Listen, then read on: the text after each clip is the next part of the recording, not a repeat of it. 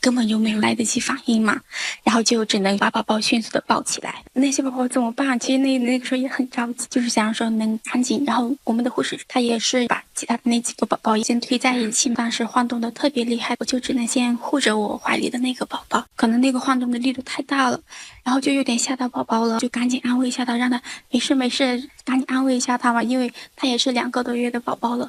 然后你这样的话，他也能听到，他能感受到你安慰他们，后面也就立马就安静下来了，挺乖的。